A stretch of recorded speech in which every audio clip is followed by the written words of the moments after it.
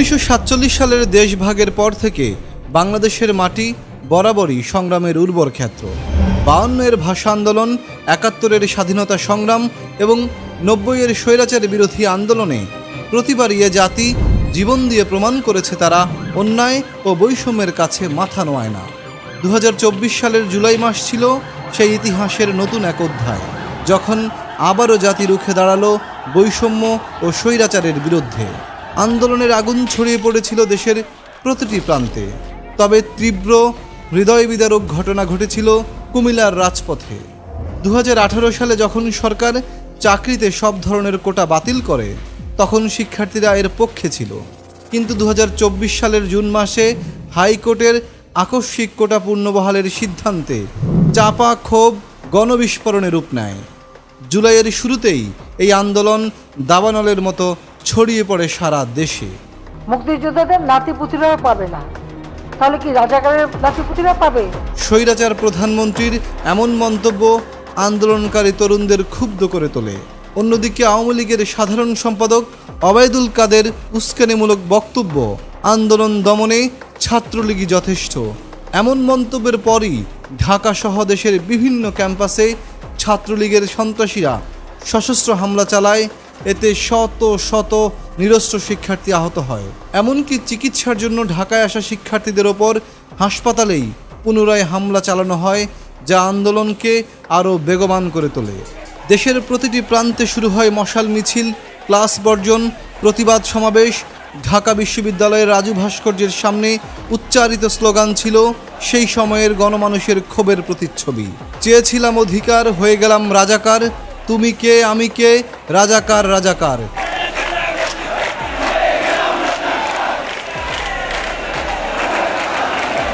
ঢাকা, চট্টগ্রাম, রাজশাহী, খুলনা, বরিশাল সবই উত্তাল ছিল, কিন্তু কুমিল্লা যেন ছিল প্রতিরোধের অগ্নিশিখা। জুলাই গণ অভ্যুত্থানের প্রথম আঘাতটা আসে কুমিল্লায়। 11 জুলাই কুমিল্লা বিশ্ববিদ্যালয়ে পুলিশের সাথে শিক্ষার্থীদের সংঘর্ষ হয়। তারই প্রতিবাদে আমরা 12 জুলাই কুমিল্লা ভিক্টোরিয়া সরকারি কলেজে একটি বিক্ষোভ মিছিল আয়োজন করি। আন্দোলনরত অবস্থায় বিক্ষোভ মিছিল থেকে ডাক দিয়ে নিয়ে যায় ছাত্রলীগের ছেলেরা। ওখান থেকে আমাকে কলেজের আবাসিক হল কবি কাজী নজরুল ইসলাম হলে নিয়ে যায়। সেখানে কি নির্মমভাবে নির্যাতন করেছে তার বর্ণনা আমি হয়তো দিতে পারবো না। আমার শরীরের এমন কোনো জায়গা নাই যেখানে ছাত্রলীগের ছেলেরা লাঠি দিয়ে পিটায়নি। আমার হাতে সেলাই ছিল, আমার নখ উপড়ে ফেলার চেষ্টা করেছিল, আমার নখে সুই ঢুকিয়েছিল ছাত্রলীগের ছেলেরা। 16 জুলাই ঢাকার ঘটনার পরদিন কুমিল্লায় সকাল থেকেই চরম উত্তেজনা ছড়িয়ে পড়ে। হাজার হাজার মানুষ ঢাকা চট্টগ্রাম মহাসড়কে নেমে আসে। শিক্ষার্থী, শ্রমজীবী, চাকরিজীবী, এমনকি সাধারণ নাগরিক সবাই একাত্ম হয়ে মিছিলে সামিল হয়। প্রথম দিকে শান্তিপূর্ণ এই মিছিল অল্প সময়ের মধ্যেই বিভীষিকাময় রূপ নেয়।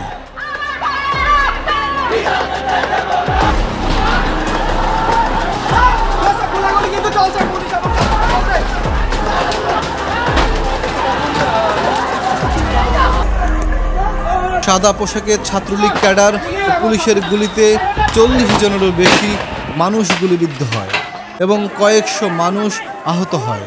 কুমিল্লা বিশ্ববিদ্যালয়, কোটবাড়ি বিশ্ব রোড, ভিক্টোরিয়া কলেজ, পদুয়া বাজার, Thomson bridge, Kandirpar, police line সহ শহরের প্রতিটি এলাকায় যেন এক একটি যুদ্ধক্ষেত্রে পরিণত হয়েছিল। এই আন্দোলন কেবল শিক্ষার্থীদের ছিল না, শিক্ষক, চাকরিজীবী, চিকিৎসক, এমনকি সাধারণ জনগণও এতে অংশ নিয়েছিলেন। ঢাকার পাশাপাশি কুমিল্লা হয়ে ওঠে আন্দোলনের সবচেয়ে গুরুত্বপূর্ণ কেন্দ্র। কুমিল্লায় শহীদ হন 38 জন এবং আহত হন 333 জন। তাদের রক্তে রঞ্জিত হয়েছিল কুমিল্লার রাজপথ। তারা আজও এক কঠিন প্রতিবাদের সাক্ষী। এই ভয়াবহতার মধ্যে যখন সরকারি হাসপাতাল কার্যত নিষ্ক্রিয় হয়ে পড়েছিল এবং অনেক চিকিৎসক গা বাঁচিয়ে চলেছিলেন, ঠিক তখনই এগিয়ে আসেন একদল সাহসী চিকিৎসক, যারা সকল রাজনৈতিক পরিচয় ভুলে কেবল একজন মানুষ, একজন চিকিৎসক হিসেবে তারা মানবতার পাশে দাঁড়ান। মানবিক সংকটে তখন বীর দর্পে এগিয়ে আসেন ন্যাশনাল ডক্টরস ফোরাম কুমিল্লার সদস্যরা। একটি বিভীষিকাময় সময় ছিল, যেটি আমরা কল্পনা করতে পারিনি যে এতটুকু বিভীষিকা নেমে আসবে। আমাদের চিকিৎসকদের জন্য বিষয়টি ছিল আরো দুর্বিষহ, কারণ আমরা ছিলাম মাঝামাঝি বলতে আমাদের কাছে দুই গ্রুপের আহতরাই আসতো। এবং সর্বশেষ 4-5 তারিখে যে সভাটা এসেছে, বিশেষ করে কুমিল্লা বিশ্ববিদ্যালয়ে এবং কুমিল্লা হাইওয়েতে যে অকারেন্সগুলো হচ্ছিল এবং পরবর্তীতে শহরে কুমিল্লা কলেজ এবং বিভিন্ন জায়গায় যে অত্যাচারগুলো হয়েছিল, তখন যেভাবে আহতরা আসতেছিল আমরা ছিলাম অত্যন্ত কঠিন একটা অবস্থার মধ্যে। ওই সময়ের ভয়াবহতাটা আসলে অকল্পনীয়। আমরা আমাদের জীবদ্দশায় কখনো এ ধরনের পরিস্থিতির সম্মুখীন হইনি। আমরা সব সময় দল মত নির্বিশেষে, জাতি ধর্ম নির্বিশেষে যখন আমাদের কাছে কোনো রোগী আসে আমরা আন্তরিকভাবে সেবা প্রদানের চেষ্টা করে থাকি। কিন্তু ওই সময় সেবা প্রদান করাটা চিকিৎসা হিসাবেও আমাদের জন্য অত্যন্ত রিস্কি ছিল। ওই দিনগুলোতে 24 ঘন্টা আমাদেরকে হসপিটাল থাকতে হয়েছে, কারণ বিভিন্ন দিক থেকে ক্যাজুয়ালিটিগুলো আসতেছিল। এবং সবচেয়ে দুঃখজনক যে ব্যাপার সেটা হলো যে ম্যাক্সিমাম রোগীগুলো আমরা পাচ্ছিলাম গুলির রোগী। এন্ট্রি পর্যন্ত আমরা রাখি না, খাতা আমরা মেনটেন করি না, কারণ এগুলো পরবর্তীতে একটা ডকুমেন্টেশন হবে। এই জন্য আমরা অনেক এখানে আসছে, আমাদের এখানে সেলাই পেয়েছে, তাদের রক্ত বন্ধ করেছি এবং প্রপার ভাবে করে তাকে সরকারি মেডিকেল কলেজে পাঠিয়ে দেওয়া হয়েছে। আনফরচুনেটলি আমরা খবর রাখছি, ওখানে গিয়ে তারা চিকিৎসা পায় নাই, তাদেরকে কেউ না কেউ বের করে দিচ্ছে যে তোমরা কোথেকে আসছো। আমরা দেখছি যে কুমিল্লা ইউনিভার্সিটির বাস দেখলে, গাড়ি দেখলে ফিরে দেওয়া হয়েছে, অ্যাম্বুলেন্স দেখলে ফিরে দেওয়া হয়েছে। 3rd আগস্ট এবং 4th আগস্ট 3rd আগস্টে পুলিশ লাইন থেকে শুরু করে আমাদের ডায়াবেটিক হাসপাতালের সামনে তখন আওয়ামী ছাত্রলীগ ফ্যাসিস্ট আমার সামনে এখানে ওরা কাটা রাইফেল দিয়ে গুলি করে এবং যারা গুলি খায় তাদের 2-1জনকে, আমি একজনকে ছোড়া গুলি লাগছিল, সেটাকে আমি আমার এই চেয়ারে এনে বসে তাকে আমরা সর্বশেষ দেওয়ার চেষ্টা করছি। কেউ বুলেট ইঞ্জুরি হয়েছে, কেউ প্লেট ইঞ্জুরি হয়েছে, কারো পায়ে ক্ষতবিক্ষত হয়ে গেছে। আমরা চেষ্টা করেছি সেগুলো রিকভার করার জন্য। আমি ব্যক্তিগতভাবে 3টে হসপিটালে চিকিৎসা দিচ্ছি। কিছু কিছু সময় এমনও হয়েছে যে আমরা রোগীকে রাখতে পারি নাই, পুলিশ হয়রানি করছে অথবা কোনো ভিন্ন দলের নেতাকর্মী বা বিভিন্ন লোকজন এসে হুমকি ধামকি দিয়েছে। সরকারি হসপিটাল যে পরিমাণ রেসপন্সিবিলিটি নেওয়া দরকার ছিল, কিছু কিছু ক্ষেত্রে আমরা দেখেছি কিছু কিছু চিকিৎসক এটাকে ব্যক্তিগত পর্যায়ে বা দলীয় পর্যায়ে নিয়ে গেছে, যেটা কখনোই হওয়া উচিত নয়। তারা শুধু প্লে কার্ড নয়, জীবনের ঝুঁকি নিয়ে আহত যোদ্ধাদের পাশে দাঁড়িয়েছেন। শুধু তারাই নয়, আরও অনেক সাহসী তরুণ চিকিৎসক, নার্স, ইন্টার্ন এবং প্রাইভেট হাসপাতালের চিকিৎসকগণও এই আন্দোলনে অগ্রণী ভূমিকা রেখেছেন। এছাড়া চালু হয় অস্থায়ী মেডিকেল ক্যাম্প, যেখানে চিকিৎসা আর মানবতা হাত ধরাধরি করে প্রতিরোধের পাশে দাঁড়িয়েছিল। এই চিকিৎসকরা প্রমাণ করেছেন মানবতা সব কিছুর ঊর্ধ্বে। চিকিৎসকদের ভূমিকাটা কোনোভাবেই বলে আমি শেষ করতে পারবো না, কারণ ওই সময়ে তারা আমাদেরকে একটা আল্লাহর নিয়ামতের মতো করে তারা আমাদের সামনে হাজির হয়েছিল। আমরা যখন হাসপাতালে গেছিলাম তখন তারা আমাদেরকে ভর্তি এন্ট্রি নেওয়ার কোনো সুযোগ ছিল না, ডাক্তাররা নিচ্ছিল না, কিন্তু তারা আমাদেরকে চিকিৎসা দিয়েছে। এই জুলাই গণঅভ্যুত্থানে 2জন চিকিৎসক শহীদ হয়েছিলেন। এই আত্মত্যাগ চিকিৎসকদের মানবিক ভূমিকার এক জ্বলন্ত প্রমাণ। আহতদের চিকিৎসায় চিকিৎসকরা যে ভূমিকা রেখেছিলেন তা ছিল অবিস্মরণীয়। তারা কেবল আঘাতের চিকিৎসা করেননি, আহতদের মানসিক সাহসও জুগিয়েছিলেন। রাজধানী থেকে শুরু করে দেশের বিভিন্ন হাসপাতালে ডাক্তাররা নিজেরাই সমন্বয় করে আন্দোলনকারীদের জরুরি চিকিৎসা দেন। এছাড়া নার্স সহ বিভিন্ন শ্রেণী পেশার মানুষ সহযোগিতা নিয়ে এগিয়ে আসেন।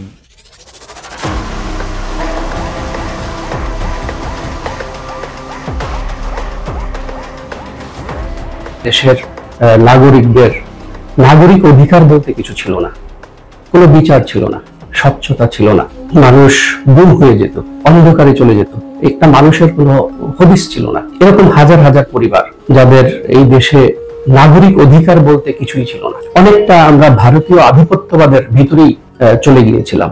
অর্থাৎ জুলাই বিপ্লবটা ছিল একটা অনিবার্য ঘটনা। তো সেই অনিবার্য ঘটনায় প্রত্যেকটা নাগরিক এই দেশের চাচ্ছিল এরকম একটা সরকারকে পরাস্ত করা যায়, এরকম একটা চিন্তা সমস্ত নাগরিকদের মধ্যে চলছিল। ঠিক একইভাবে আমরা ডাক্তাররাও চিন্তা করতাম। আমি পার্সোনালি বলবো যে আবু সাঈদের মৃত্যু এতটাই আমাদেরকে টাচ করে যে এরপর থেকে আমরা আর কেউ ঘুমোতে পারিনি। বাংলাদেশের প্রত্যেকটা সচেতন নাগরিক এরকম একটা অবস্থাতেই ছিল। তো সেই রকম সময়ে যখন কুমিল্লা ভার্সিটি কেন্দ্রিক আন্দোলনটা হইল এবং কুমিল্লা এরিয়া কেন্দ্রিক তৎকালীন সরকারের যে সন্ত্রাসী বাহিনী, গুন্ডা বাহিনী তাদেরকে যেভাবে আক্রমণ করেছে, পুলিশ সহ রাষ্ট্রীয় বাহিনীগুলো যেভাবে অত্যাচার করেছে এবং তাদেরকে যেভাবে গুলিবিদ্ধ করেছে, ওই দিনটা ছিল একটা ভয়াবহ দিন। কুমিল্লার জন্য।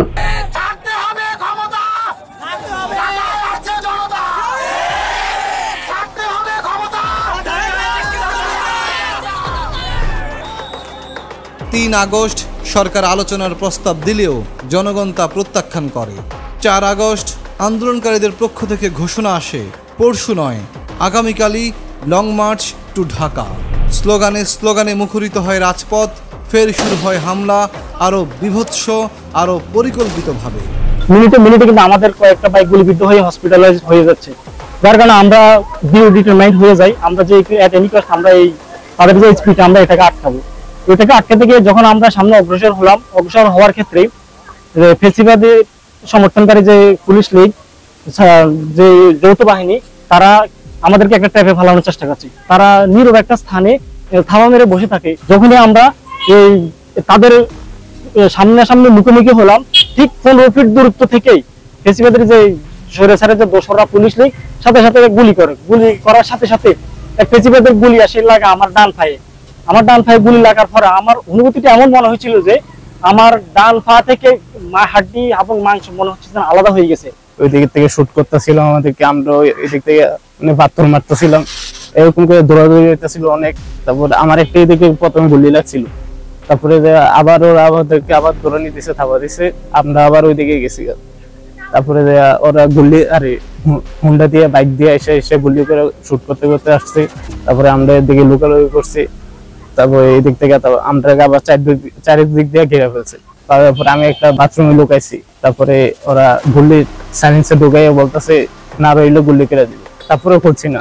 তারপরে যে আমাদেরকে দরজাটা কাটতে সেরে বাইক করছে, আমাদেরকে বাইক করে আমাকে সাথে সাথে গুলি করে দিছে। যতক্ষণ তাদের অস্ত্রের গুলি শেষ হয়নি ততক্ষণ আমাদেরকে গুলি করেছিল। এরপরে যখন গুলি শেষ হলো তখন আমাদেরকে লাঠি সোটা দিয়ে আমাদেরকে ব্যাপকভাবে আমাদেরকে মানে অকথ্য মানে পশুকে যেভাবে পিটায়, পশুকে ভাবে পিটায় এভাবে পিটিয়েছিল। তো মানে ওটা চরম দুর্বিষহ একটা টাইম। সারা দেশের মতো কুমিল্লায়ও কারফিউ জারি হয়, ইন্টারনেট বন্ধ করে দেওয়া হয়, রাস্তাঘাট ফাঁকা হয়ে যায়, কিন্তু চিকিৎসকরা থেমে যাননি। তারা সদা জাগ্রত থাকেন চিকিৎসা ও ত্রাণ সেবা নিয়ে। না ঘুমানো ক্লান্ত চোখেও ঘুম ছিল না তাদের। তাদের হৃদয়ে জ্বলছিল প্রতিরোধের আগুন। এই সময় অনেক তরুণ ডাক্তার যারা সদ্য MBBS পাশ করে ইন্টার্নশিপ করছিলেন, তারা নিজেদের জীবন বাজি রেখে হাসপাতালে ও লুকিয়ে লুকিয়ে আহতদের সেবা দিয়েছেন। আমি গুরুতর আহত হওয়ার থেকে সবচেয়ে আমাকে সহায়তা করেছে, আমার জীবন বাঁচানোর ক্ষেত্রে সবচেয়ে গুরুত্বপূর্ণ ভূমিকা রাখছে ডাক্তাররা। যখন আমাদেরকে ইমার্জেন্সি রুমে চিকিৎসা দেওয়া হচ্ছে, তখন এক হসপিটাল কর্তৃপক্ষ নিউজ পাইছে এখানে ছাত্রলীগ আসছে, এবং ছাত্রলীগ এটা জানতে পারছে যে এখানে আন্দোলনে গুলিবিদ্ধ হয়ে রোগী আসছে এই হসপিটালে ট্রিটমেন্ট নেওয়ার জন্য, যার কারণে তারা দল নিয়ে তারা এখানে হামলা করার জন্য আসছে। তারা সাথে সাথে আমাকে ওইখানে ট্রিটমেন্ট না দিয়ে তারা আমাকে একটা রুমে নিয়ে আমাকে তালাবদ্ধ করে, বাইরে তালাবদ্ধ করে তারা সবাই সরে যায়। ডাক্তার ওমর ফারুক উনি আমার ট্রিটমেন্ট করাইছে, এবং হসপিটাল কর্তৃপক্ষ আমার ট্রিটমেন্টের যত এক্স-রে রিপোর্ট থেকে শুরু করে ও যত খরচ আছে সকল খরচ তারা মকুব করে দিয়েছে। 5 আগস্ট লাখো জনতা গণভবনের দিকে পদযাত্রা করে। ঢাকার রাজপথে মানুষের ঢল নামে। পরিস্থিতি যখন নিয়ন্ত্রণের বাইরে চলে যায়, তখন সরকারের সর্বোচ্চ পর্যায়ের এক সিদ্ধান্তে স্বৈরাচার প্রধানমন্ত্রী সামরিক বিমানে করে ভারতে পালিয়ে যায়। এরই মধ্য দিয়ে এক যুগের দুঃশাসনের অবসান ঘটে। স্বাধীনতা অর্জনের মতোই আবারও মানুষ রক্ত দিয়ে, সাহস দিয়ে, সম্মিলিত চেতনাকে জাগিয়ে বিজয় ছিনিয়ে আনে।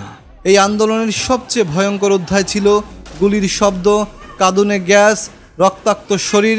সাধারণ মানুষ দাঁড়িয়ে সাহসের সাথে আন্দোলনকারীদের পাশে, কেউ রক্ত দিয়েছিলেন, কেউ পানি। এই জনপদের মানুষ হাল ছাড়েনি। কুমিল্লা দাঁড়িয়েছে জীবনের পক্ষে, অন্যায়ের বিরুদ্ধে।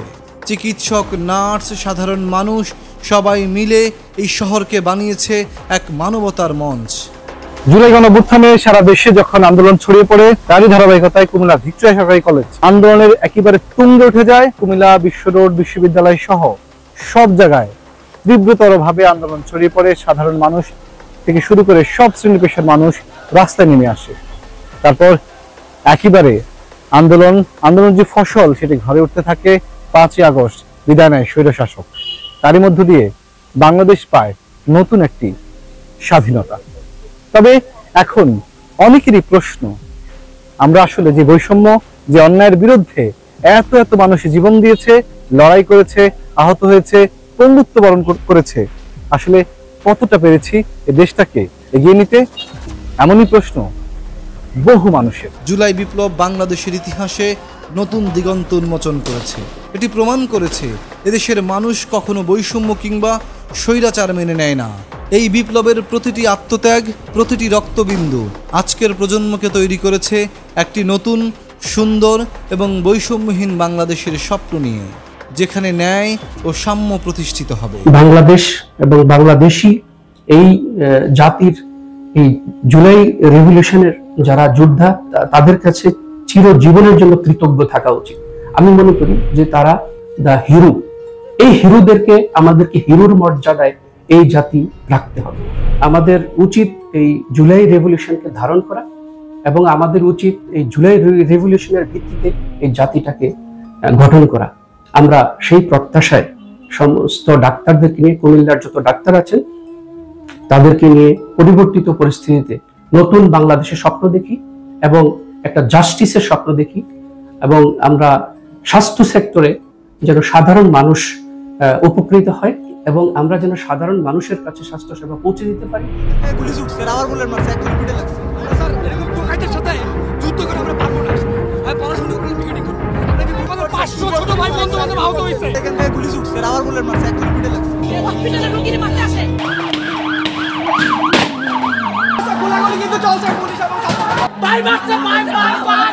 Bye, Master!